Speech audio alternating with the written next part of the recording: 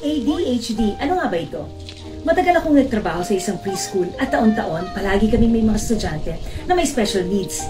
Ito rin naman ang pinag-aralan ko, kaya gusto ko magbahagi sa inyo ng aking obserbasyon tungkol sa mga batang may ADHD.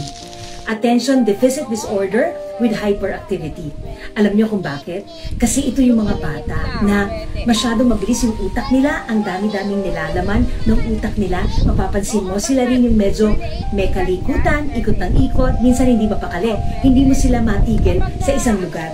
At alam mo kung bakit? Kasi yung katawan nila, sinusubukan habulin yung nilalaman ng isip nila. Very inquisitive ang mga batang ito at interesado sa mga maraming bagay. Very talented din sila.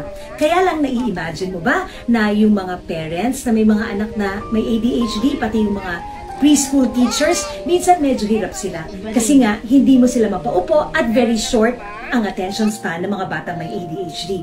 Pero alam mo, huwag ka mag-give up, kailangan patient ka. Kasi akala mo lang yon na hindi sila natututo kahit na umiikot sila sa classroom, minsan nga, nasa ilalim pa ng mesa. But you have to trust na natututo sila at yung tinuturo mo kahit hindi sila nakatingin, hindi sila nakatutok sa worksheet o sa libro, nako, alam nila yan. Gumagana ang ibang senses nila kahit hindi sila nakatingin sa'yo.